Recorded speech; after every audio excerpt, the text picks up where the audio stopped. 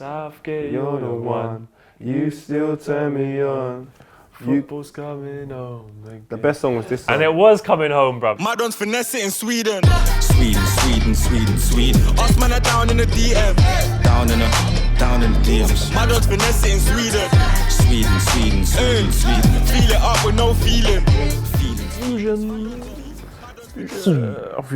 Comments below. We are back, baby girl. I hope everybody is well. I bought the merch back. It's available until the 1st. Yes. Until the 1st, and then it's done. Link in the description. Over. Have a nice world. I was like, fuck it. It went, but bring it back. It's the yearly review that we do most years.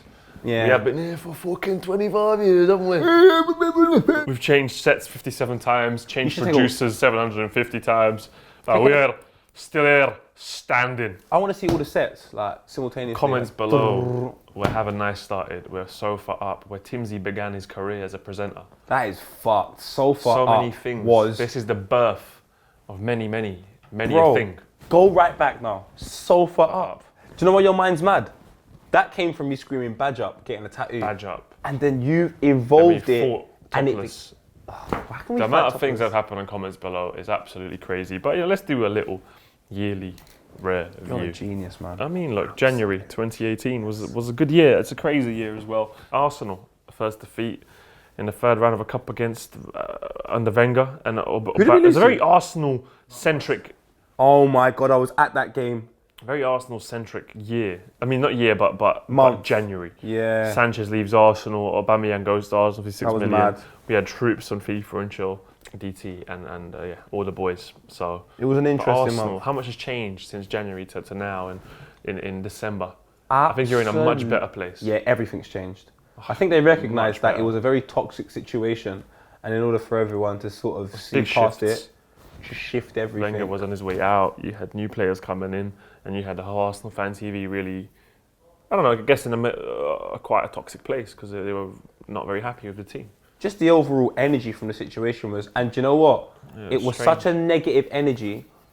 Any association you had with Arsenal, it could infect you. So you take a look at Arsenal fan TV, they were peed off. You take a look at Wenger now, he's so much happier. Yeah, he's just chilling on the beach, yeah. just chilling. He's having a good time. And you guys are having a good time as well. But if you do have any other January memories, leave your comments below. But for me, it was nice. It was a nice start to the year. Let's move on to the February. Month of love. Ronaldo breaking Champions League record, scoring 100th goal in the Champions League. Catching up with Jeremy Corbyn, but fuck politics. Man's not really on that anymore. And Jack Wilshere. That really hurt me, you know. Jack Wilshere. Mean, what was so good about catching up with Jack Wilshere, yeah, we followed each other on Instagram.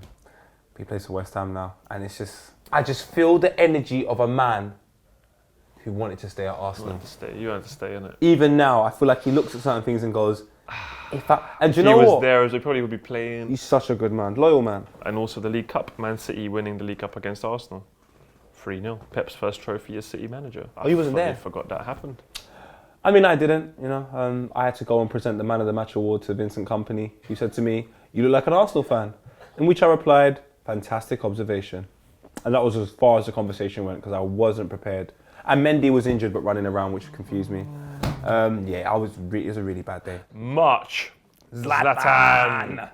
The Balkan golden boy goes to the US, first MLS goal in a derby, 40-yarder, and he scores a winner for 4-3. That was fucking great. I remember watching that. I was like, what the hell? I remember just watching it live on YouTube. I was like, let me stream this shit. And when you've done that, you were like, is this real? I think it's the first time I've heard American commentary be justified. Because they're quite extravagant and loud about everything. Oh my God, it's a corner! And you're like, big man, it happens about 10 times in every game. Yeah. Whereas that goal from Zlatan... It made sense. Come on. And obviously Usain Bolt starting his football career, training with Borussia Dortmund, scoring in a training match, and then got a trial at the A-League side Central Coast Mariners. It started as a year of no rules. This was like the beginning of no rules. Like absolutely no rules. None. And what I love is that the way it's transcending into 2019 means this time next year when we're doing the review is going to be crazy. 2019 is bound to be insane. Yeah. But look, April, Man City losing the title against Man United after being 2-0 up. Mo Salah winning the PFA Player of the Year, 32 goals in 36 games, Golden Boot. And obviously many songs made about the Egyptian king. All right, so when they say losing the title, they just lost the opportunity to win it against Manchester United at home, which would have been amazing. It's a bit of an L. But Pogba said, I've got my own narrative and it's not going to be this. So shout out Pogba that game. A lot of Man United fans and football fans across the world will forget about games like that because that game clearly displayed the talent Pogba has, unfortunately. I think it was a bit of an anticlimax, April, because you knew Man City were going to do their thing. You knew they had the league in the pocket. And I feel it was more gearing up to May, where everything was going to end and we were going to have Champions League and we were going to have the World Cup coming up. So I feel April was almost like the whole year was kind of building up to the World Cup and no rules began. And then obviously we did go into May. Wenger left Arsenal. The Liverpool Champions League final, Ramos versus Lovren, begins. Did he leave in May? He did, didn't it? May was over, fam. I remember I was at the game, everyone was crying and stuff. There was me watching the final in absolute pain. Yes, obviously Karius, and then obviously led to Alisson. May was the catalyst for many things, I'd say, in football. May was a lot of tears. Tears. If you're a Liverpool fan, you see Mane score 1-1 Champions League final only to lose purely because of your goalkeeping errors. That's a bit of a heartbreaking moment. And as much as I didn't cry and I didn't really have a strong emotional attachment to it, I was just like, yeah, stuff moves on. There was a lot of tears. And I mean a hell of a lot of tears at the Emirates when Wenger left. I saw people, grown men, crouching on the floor. Staff were crying. You would have thought N-Dubs decided to come back and release another album. I would cry because I'd be like, Jesus Christ, I don't want to go through this again. But no, that wasn't the case. Being in Ukraine was really fascinating. Being there in the country, obviously they were going through a war as well at the same time. The stadium was beautiful. It was just a good experience. I really like Ukraine. People were quite friendly. This was the first time in my life where I looked at a loss in a different way and it didn't feel so bad. I know why. It felt really cool. Sean Paul performed. Sean Paul became the first Jamaican in the Champions League final. Sean Paul and Dua Lipa.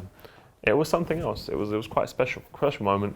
But yeah, the end of Karius, the beginning of Alisson. It was like, guys, what you saw in Ukraine, there was going to be absolutely no rules of Russia. We went over the border a couple weeks later, June, July, just have to do that together. It was the World Cup.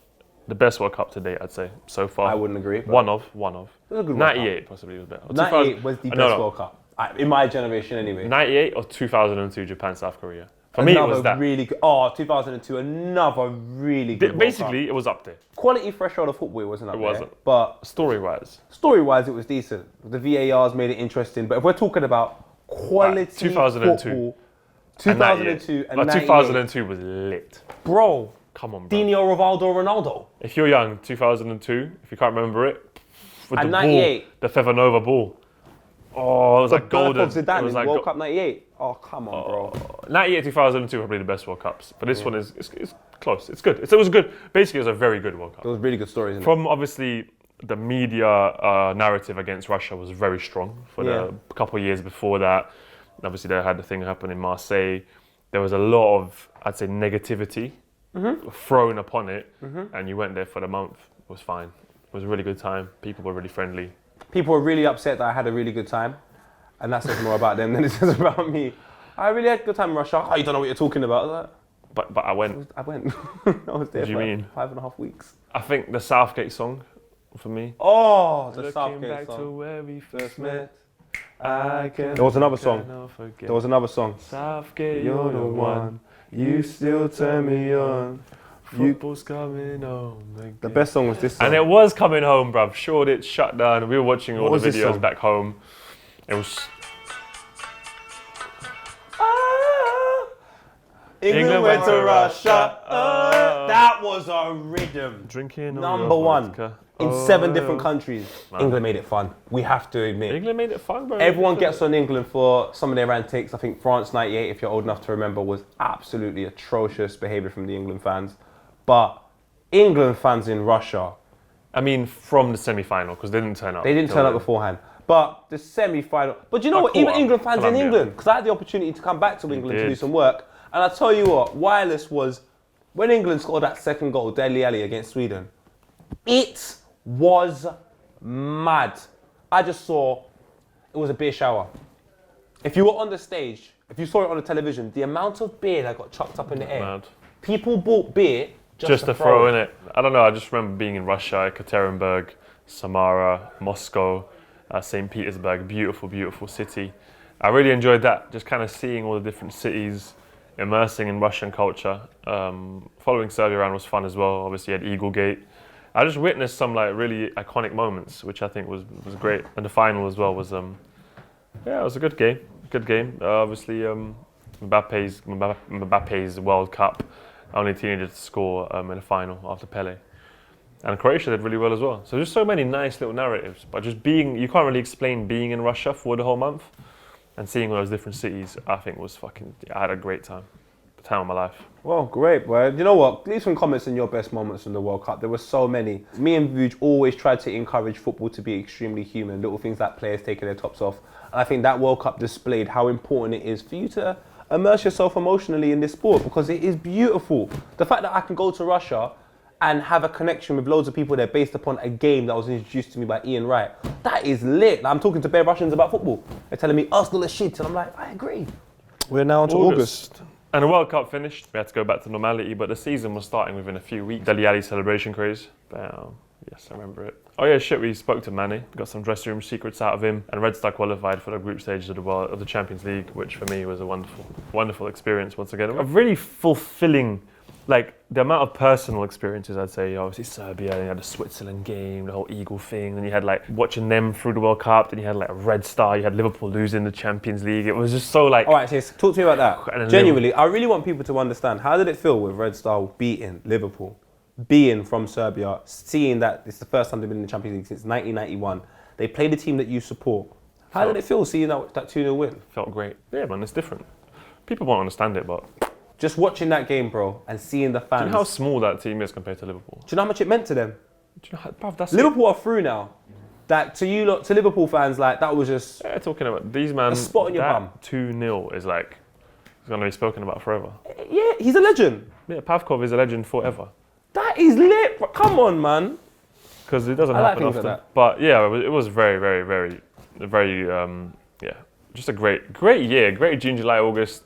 Great footballing year, but I felt like this like a new chapter started as the league kind of began and commenced, and we went into September. Jadon Sancho smashing it in Dortmund in the Bundesliga. Reece Nelson as well, showing us English players can play abroad. And we went to PSG and spoke to Mbappe and Alves. That was quite cool. That was really good. That was really fun, and actually in September, I enjoyed that. I like the way me and Vuj set out a task to get the Jordans. And we ended up getting 3 pairs. We've gone there with none. I had no idea how we're going to get it. Gave one to a man like Gav, founder of Copa 90. Yeah. Yeah, bro, it was a nice little September. Good, but also good to see English talent going abroad. Breaking down those narratives that exist that English players don't go abroad and do well. The Mbappe Alves interview was really fun as well. Mbappe was really down to earth. Good to meet him after obviously winning the World Cup. And Alves, nice character. I think we never really had a bad experience for a footballer. People always ask me, who's the worst one? They're always like, who's the best? Who's the worst? I can't say I've had the worst. But in October, took a bit of a twist there. Such an up and down month. Obviously, the Leicester City owner passed away in a helicopter crash, which was totally unexpected. Obviously, rest in peace. Leicester paid respect to him.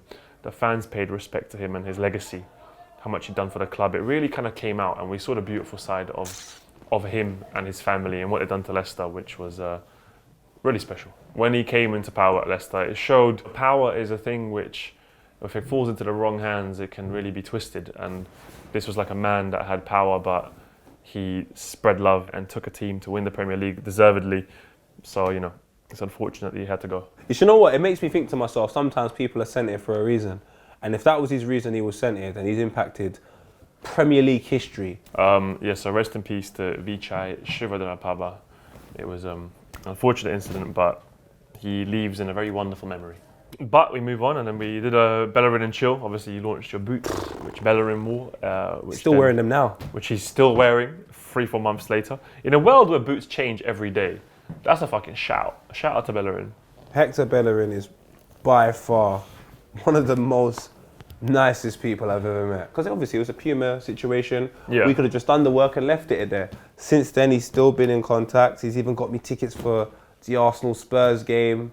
Like, him and his team, epic people. And he was contracted to wear the boots for one game because he's still wearing them now. It's mad. And then obviously Arnautovic, that was the craziest, man. Scored against United in the other boots. I think my favourite one. I prefer those boots. There's no ball games. It's so lit. It's so cold. It's a nice boot. And then he slotted it past the hair. West Ham beating United. Gibraltar beating Armenia 1-0. That's ridiculous, that was man. The keeper crying, the whole country crying. All 55 citizens of Gibraltar at the game sold out. That is mad. It's crazy. That was a lie. I But know. Lovren, You should have just continued it. It would have been sick. it's true. But Lovren and Chill, we reignited the beef in May, which began between Lovren and Ramos. Where Lovren was very open, very candid about everything at Liverpool, at the World Cup, about himself. Really appreciate that interview from Dejan. Had a little Balkan connection. Can I just say though, what I love about Lovren, Just get the real. you just have to prompt him. Once you say the right things, He just he goes into, and he doesn't care. doesn't care. There's still potential for Lovren and Ramos to meet again in the Champions League. So 2019, we might have more stories. My dream is Lovren challenging Ramos, going on a counter-attack, Liverpool scoring the winner, and all saying have a nice. I promise you, I'd quit everything. I'll just move to the moon or something and just say, I'm starting a whole new life, cuz. Lovren. Big up Ramos for, being open with it, giving it a bit of malarkey in the game. We need a couple of, off the pitch stories. You can't all just be quiet and do nothing. It's human, innit? November, obviously recent months, Copa Libertadores happened or didn't happen, cancelled twice. The game eventually going to Madrid. LEB United for the whole month. Obviously qualifications for the Nations League, semi-final and final, potentially for England. Nations League showing us that it's a positive tournament, even though many of us didn't know what the hell was going on when it began. But as time went on, we began to understand it, and it made sense, and it was quite good. I still don't understand it, but the beauty about it is, who cares? It's football. All I know is you win, you go to the next stage, surely.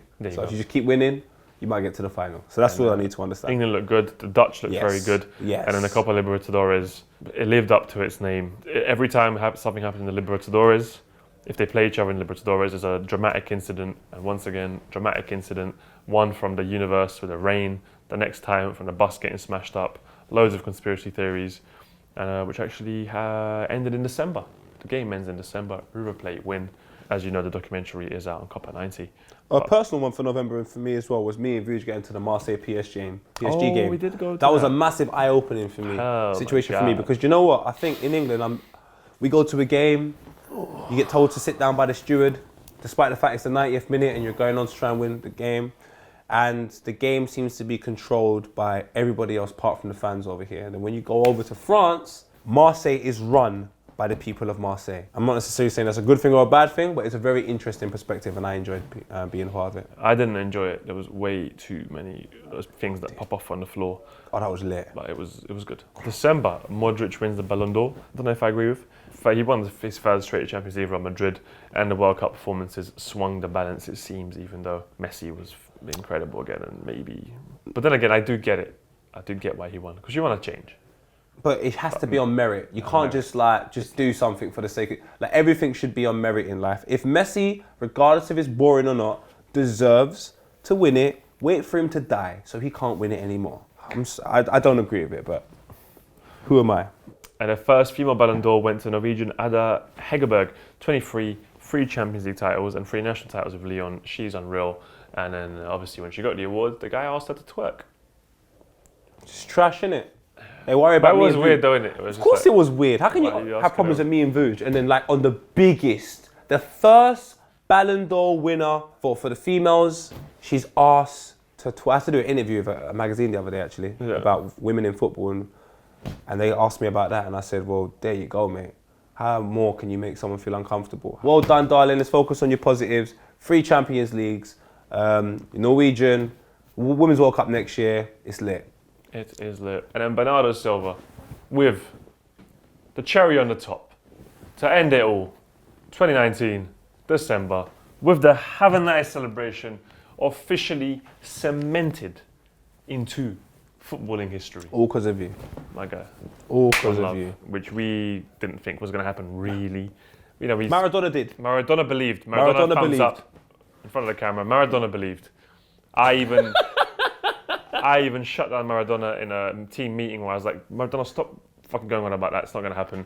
And it did the next day, the next 2 days. And I was at home. I was actually meditating at that moment. And I was just like coming out of it all. And I see my phone's ringing. I'm like, Raw, what the fuck's going on? And then I just see Poet, Tim. He did it. I was like, what the fuck? Poet, what do you want to see happen in 2019? I really want to go to a Jamaican World Cup game for the women. The ladies, right? I really want to go. I want, obviously, Liverpool to win the Champions League. and the Champions and the Premier League, but more the Premier League. Oh yeah, and I've said if Arsenal get to the FA Cup final, Yeah. I'm bringing Zion and Khalifa. That's one thing that's definitely happening. So if my first game with the boys be see us lift some silverware, that's a good year for me. Obviously, I'm a City Paul Belgrade fan now. David Silva said he'll do the celebration as well in the last video we done. You guys, what do you want to see in 2019? What do you lot want to see us rename comments below as? Who would you want to see us interview?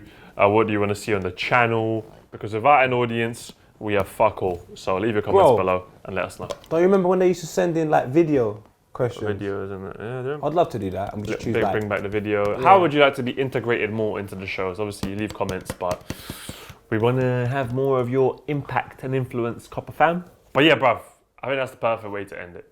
We had a nice. It was wonderful. Thank you very much, guys, and we shall see you in the wonderful 2019. What a year.